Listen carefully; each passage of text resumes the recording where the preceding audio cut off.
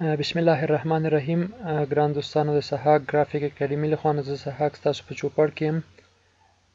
نو هیله ده چې د دې کورس تر اخره پورې موږ سره اوسئ. ګران دوستانو، لکه څنګه چې ما په خپل فیسبوک پاڼه کې له تاسو نه پوښتنه کړې وه چې تاسو کوم پروګرامونو سره د ګرافیک په برخه کې مینه لرئ.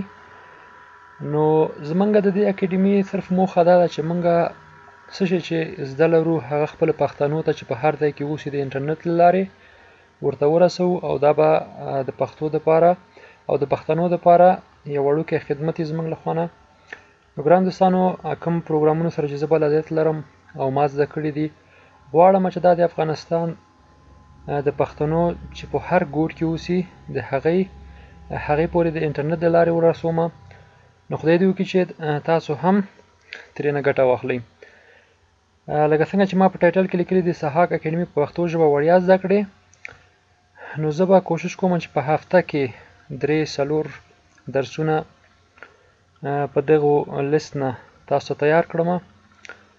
نو څنګه چې بعض دوستان نه ما پوښتنه وکړه، نو هغوی راته دا مشوره راکړه چې هغوی غواړي چې زه د فوتوشاپ نه پیل کړم. لومړی به زه د اډوبي فوتوشاپ نه بعضې درسونه تاسو ته پیل کړم، د ابتدایي درسونه نیولې تر ایډوانس یا پرمختللي درسونه پورې. نو زمونږ په دې اکیډمي کې لکه څنګه چې ما مخکې ویلې دا به صرف د انټرنیټ د لارې درسونه خپریږي. نو اډوبي فوتوشاپ، اډوبي افتر افیکټ، اډوبي پریمیر، اډوبي الستریټور، کورل ډرا، 3ds ماکس او سینما 4D او آفیس 2014. په دې برخه کې به موږ ګران دوستانو په پښتو ژبه تاسو درسونه تیار کړو.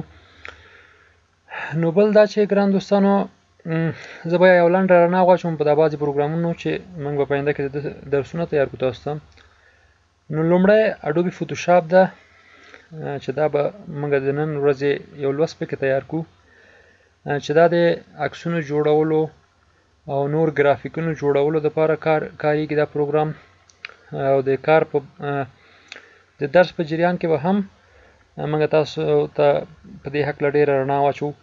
دویم اډوبي افتر افیکټ هغه پروګرام دی چې په دې کې موشن ګرافیک، یعنی هغه ګرافیکونه چې یو خوځښت لري جوړیږي، فلمونه پکې جوړیږي، هغه تخیلي صحنې پکې جوړیږي او داسې ډېر کارونه چې انشاءالله په درسونو کې به تاسو ته موږ ووایو.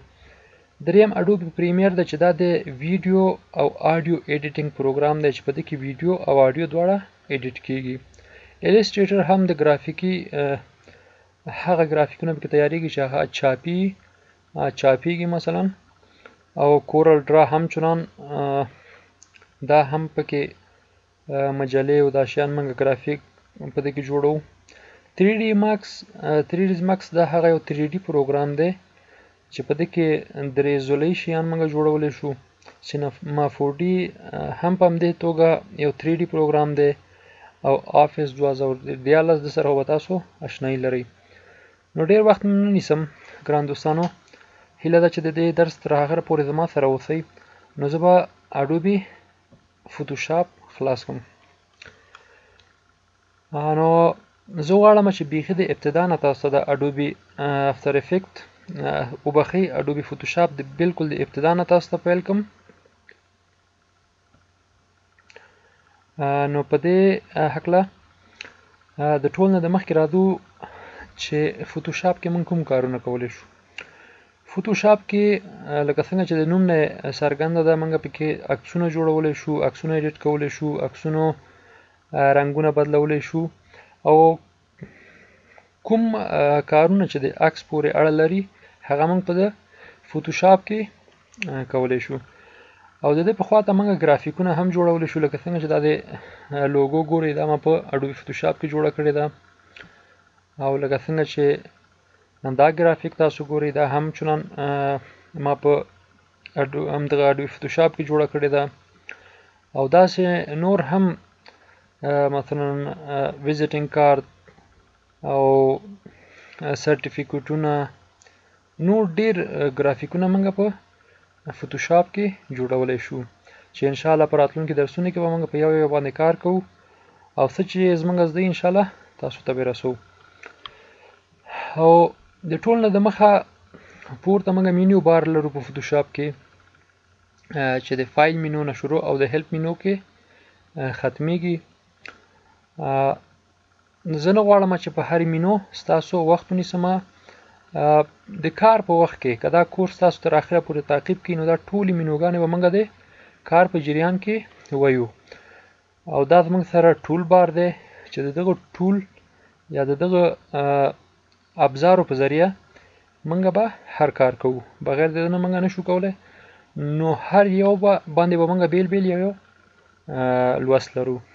نو د ټول د مخکې راځم چې فایل هر پروګرام چې موږ خلاصو نو په فایل کې د ټول د مخکې نیو وي.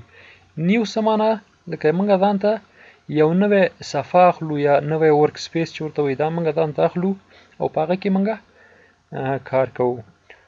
نو زه نیو اخلم او د نیو شارټ کټ په اډوبي ټولو پروګرامونو کې کنټرول او ان دی.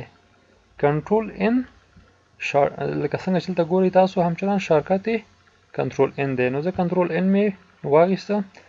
هغه سره به دلته موږ ته یو بله کړکۍ واځېږي چې دا کړکۍ هم د نیو په نامه ده. کله چې موږ ځان سره دا یو پرېکړه وکړو چې موږ یو څه جوړو نو زړه کې خو د هر چا چې موږ څه جوړو هغه دپاره به موږ یو نوم ورکوو. مثلا زه به نوم ورکوم چې ټوټوریال یعنې درس. نو ما نوم ورکړ. تاسو خپل د پروژیکټ په مطابق تاسو خپل نوم ورکولی شي. موږ سره دویم کوم کمانډ چې پروت دی هغه پریسیټ دی. دلته په اډوبي فوټوشاپ کې پریسیټونه دي.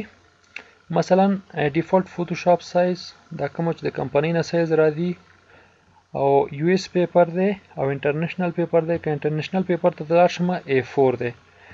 A4 ورقه موږ ته پکاري. مثلا موږ ځان ته یو شی جوړو یو اعلان جوړو په A4 ورقه کې دلته به A4 انتخابو او A6 دی A5 دی A3 دی. یعنی A3 د A4 دوه چنده ورقه وي او A5 چې دی هغه بیا د A4 چې دوه قاطه کې هغه نه یو A5 جوړ شي. نو دا مختلف سایزونه دي چې تاسو د جنه انتخابولی شي. دویم زه زما مثلا دا مې انټرنیشنل پیپر نه اخلم. فوټوشاپ خپله فوټو سایزونه دي چې دلته دا د پاسپورت سایز فوټو ده او دا بیس کارت سایز فوټو ده. نو دا هم د ځای نه موږ ګټه اخیستلی شو. او د ټول نه که موږ تیر شو ویب سایزونه دي. فلم او ویډیو سایز دی. موبایل اینډ ډیوایس سایز دی. موږ کسټوم ته راځو. دلته موږ څه شي کولی شو خپل د یو خوښې صفحه ځان ته جوړولی شو.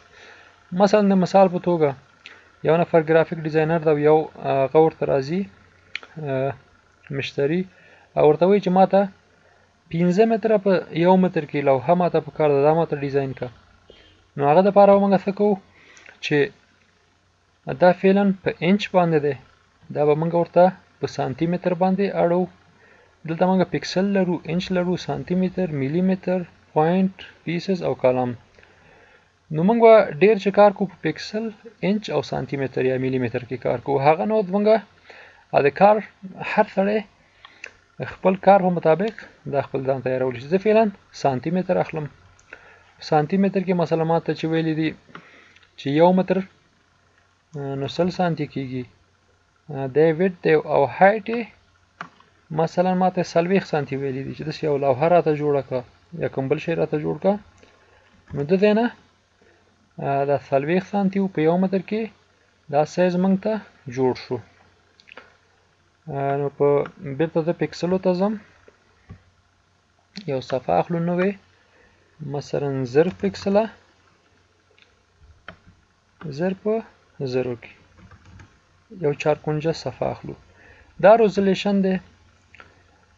ریزولیشن چې څومره موږ ریزولیشن زیاتوو د همغه کار موږ ظرافت یا د کار روڼوالی موږ ته ښه کېږي او هغه کوم عکس چې موږ جوړو یا کوم شی جوړو هغه ډېر شفافه وي او څومره چې کموو هغه لږ ضعیفه وي مګر که څومره دلته چې څومره د تصویر سایز غټو نو دا ورته کم انتخابو، ځکه چې بیا که کله موږ چاپ ته ورکو که لوحه وي کار شوي چې دلته ریزولوشن زیات وي نو هغې نشي چاپولی، هغه ماشین زور پرې نه رسېږي، نو همدغه دپاره هغې بېرته کموي. نو خپل د کار مطابق که چېرته موږ یو وړکی عکس چاپوو نو هغه دا 300 هم صحیح دی، او که یو غټه لوحه چاپوو چې هغه 5 متره یا 4 متره طول ولري نو هغه ته بیا 2 یا 80 یا 80 دومره ریزولوشن موږ نیسو. نو زه غواړم چې ډېر یو ابتدایي درسونه تاسو ته هغه کوم ډېر به پکې ایډوانس نه ځو نو تاسو به هم پکې ګډوډ شئ. نو همدغه وجې نه هغه لومړني درسونه به زه تاسو ته مخ کړم. ورپسې کلر موډ دی چې کلر موډ بیټ ماپ دی، RGB دی یعنی ریډ ګرین اینډ بلو. دغه هغه 3 رنګونه دي چې کوم فایل موږ په دې کې آوټ کو یا په دې کې موږ فایل جوړ کو د تلویزیون د نشر لپاره یا ویډیو جوړولو لپاره، نو دغه 3 رنګونو نه موږ کار اخلو. نو دا هم اوس به پکې ډېر سر نه خوږو، په راتلونکي درسونو کې به په دې باندې موږ وګړېږو. نو اوس دپاره دا مې RGB واخیسته او صرف دلته به زه لږ ذره بحث وکړم په باندې چې بیکګراوند موږ کومه سي دا کومه صفحه چې زموږ جوړیږي د بیکګراوند موږ کوم رقم واخلو، وایټ واخلو او بیکګراوند کلر واخلو او که ترانسپیرنت واخلو. نو دلته که زه اول کې وایټ واخلم او دا صفحه زه اوکې کړم نو ماته به یو نوې کړکۍ واضح شوه چې دا 1000 په پکسله او په 1000 پکسلو کې او بیکګراوند رنګ یې سپین ما واخیسته. دا بیرته بندوم او بیا هم کنټرول ان یعنی نیو سیټینګ چې کوم ما ورکړی همغه سیټینګ د صرف دلته که زه ترانسپیرنت واخلم نو دلته به هیڅ بیکګراوند نه وي. که دلته زه لوګو جوړوم هر څه جوړوم د هغه بیکګراوند به نه وي او صرف به همغه شی. په دې باندې به بیا راځو، خو فعلا دپاره وایټ بیکګراوند به زه واخلم ستاسو دپاره، فایل نیو او دلته به یو وایټ بیکګراوند واخلو. دا یو صفحه موږ سره واضح شوه ګران دوستانو. خدای وکړي چې د دې دمه پې باندې پوه شوي اوسئ. نو دا کله چې موږ دا یو نوی صفحه ځان ته واخیستله یا نوی وینډوز موږ ته واضح شو نو د نه پس دلته موږ خپل ټول کارونه کولی شو. د دې دپاره د که عکس جوړو که هر څه کوو که موږ کوم ګرافیک رسمو هغه دپاره موږ ته د بعضې شیانو ضرورت دي. هغه شیان څه شي دي؟ هغه شیان دلته په ټول بار کې موږ ته په چپ لاس ته دا ټول بار دی، په دې کې موږ ته ځای په ځای شوي دي چې د ټولو سر کې سلیکشن ټولونه دي چې دا د فوتوشاپ یو ډیر مهم ټولونه دي. سلیکشن ټول چې یو ګرافیک ډیزاینر ډیره اړتیا لري د دې کارولو ته او د دې نه بغیر موږ نشو کولی چې خپل کارونه په فوتوشاپ کې مخکې وسو.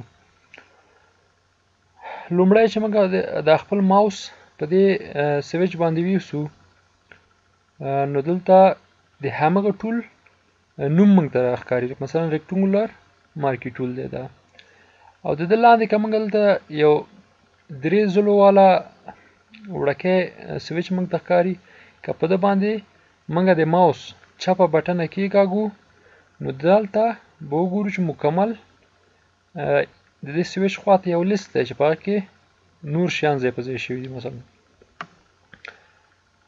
په همدې توګه که زه دلته هم راشم دلته ګوره هغه 3 کونجه سیس چې ده په دې کې موجود نه ده نو موږ پوهیږو چې دا صرف یو ټول په دې کې ځای په ځای شوی دی.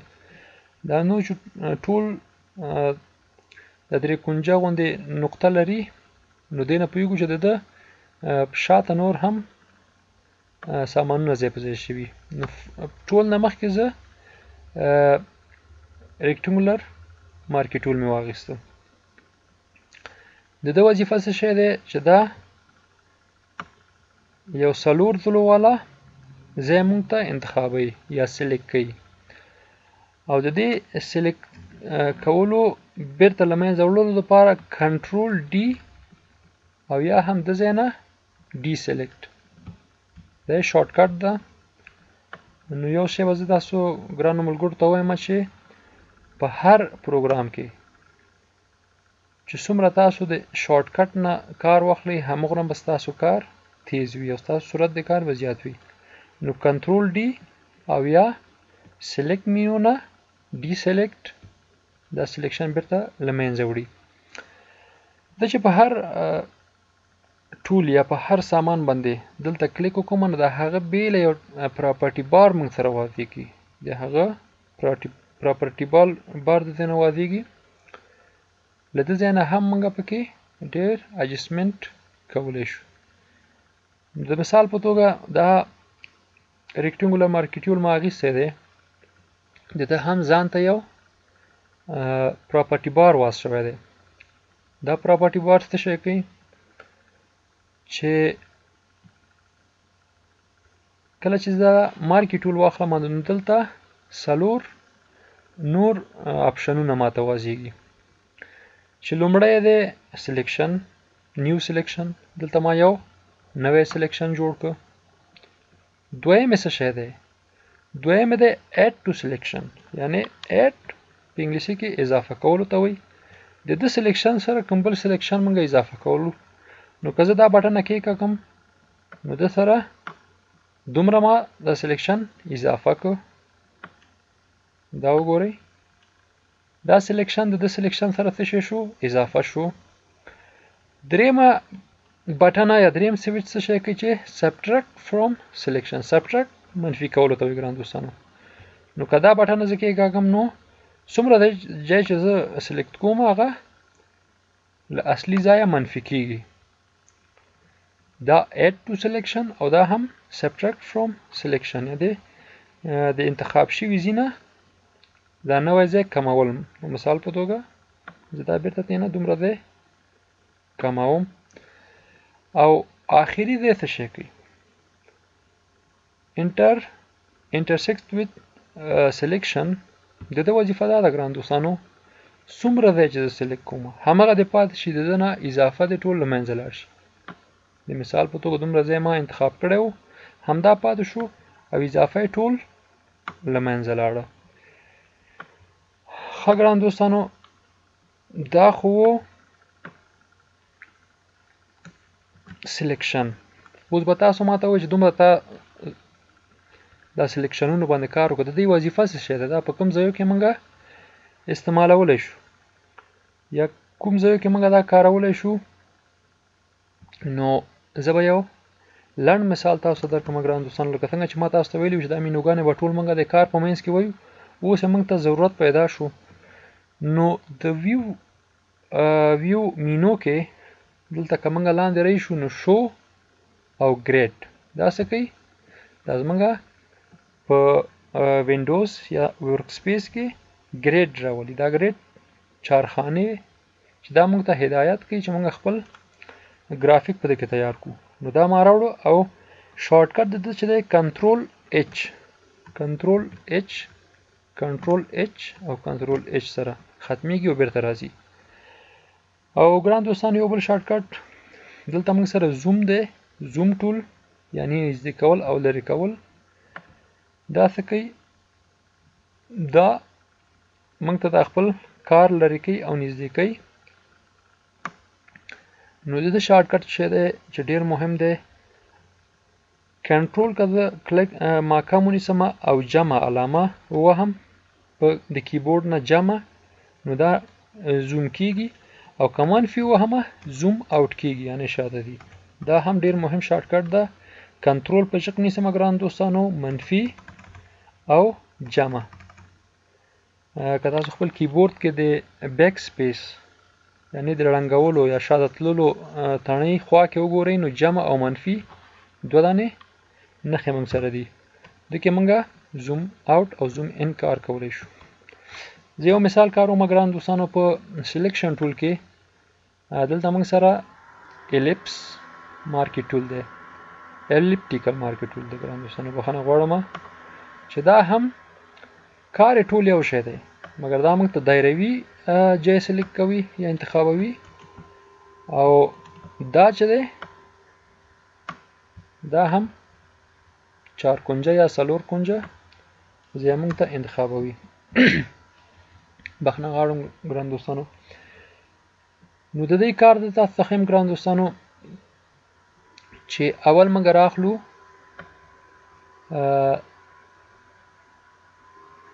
دا دایروي شفت ورسره ما کم نیسو، منه دا به موږ ته یو مکمله دایره جوړوي. که زه داسې وکړم نو دا دایره کږېږي را وکږېږي، که زه ورسره شفت ونیسم نو دا به یو پوره دایره جوړوي ماته. دا یو دایره ما جوړه کړه. دلته راځم چې subtract from selection دومره دایره ترېنه subtract کوم، نو دا یو سپوږمۍ جوړه شوه. دلته زه څنګه رنګ ورکوم؟ دلته به راشم ګران دوستانو، یو نوی لیر اخلم او edit نه fill او foreground color، دا یو طریقه. کنټرول ډي دا سپوږمۍ جوړه شوه. کنټرول زی او کنټرول زی، او بله طریقه دی دلته راځو دا پینټ بکټ ټول اخلو، دلته چې کوم رنګ سلیکټ وي هغه رنګ د سلیکشن په منځ کې اچو، دا سلیکټ کیږي. دا یوه لاره.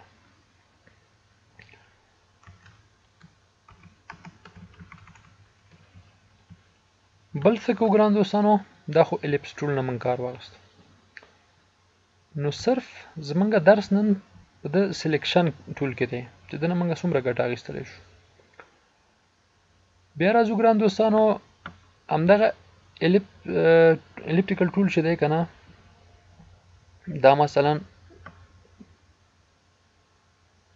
دلته ما یو سلیکشن وکړو، نو دلته دا اخلم چې add to selection په دې ځای کې یو بل سلیکشن کوم، دا 2 سلیکشن شول. اوس ریکټنګولر مارکی ټول اخلم او دلته بیا سلیکشن کوم، کنټرول زی. ګران دوستان دلته ما غلطه تڼۍ ټیکاږلې، دلته د add to selection اخلم که نه په دې شکل ګران دوستانو تر ده ځایه.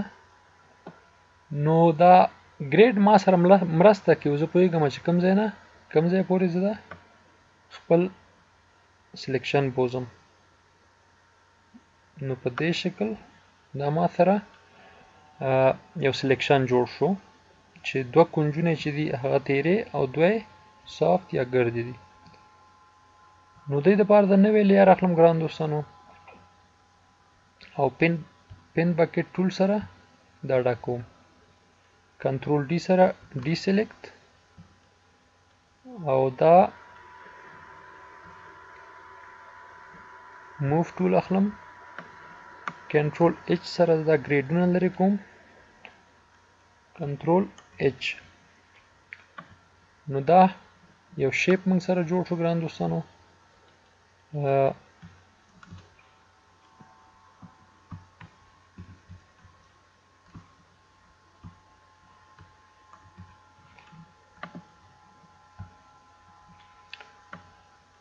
د دې شیپ نه ته ګران دوستانو یو کاپی اخلم. کاپی موږ په څه اخلو؟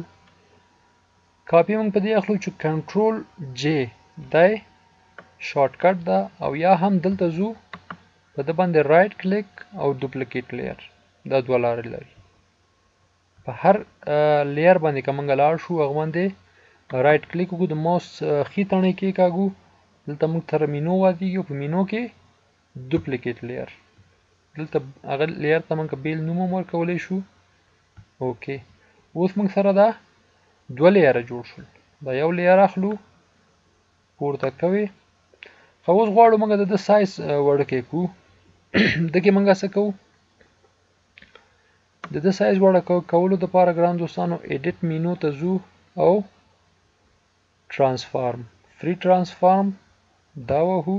د ده شارټ کټ چې د ګران دوستانو کنټرول ټي، کنټرول ټي. دا موږ سره شیپ سلیکټ شو. د هر کونج نه موږ کولی شو ګران دوستانو دا ونیسو او داسې وړکی کړو. دا ما وړکی کړو، دا مې راوړه دلته.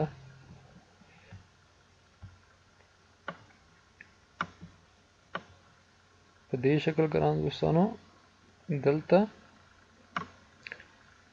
دنه مې بله کاپي واخیستله. راځم په ده باندې کلیک، ډوپلیکیټ لیر، دا راوړم دلته او دا همچنان دلته راځو کنټرول ټي سره دا سلیکټ کوو او له ده ځلې نه نیسو داسې د مخ دې خوا ته تاوو او دې خوا نه هم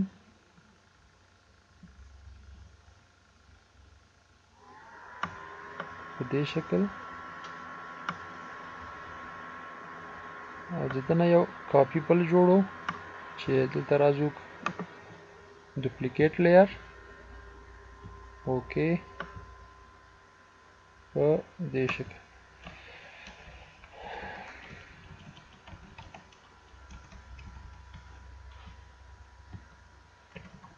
ګران دوستانو دا مثالونه په دې ورکړ چې موږ پې باندې پوه شو چې څنګه موږ د لیر نه کار اخیستلی شو او څنګه یو شیپ جوړولی شو.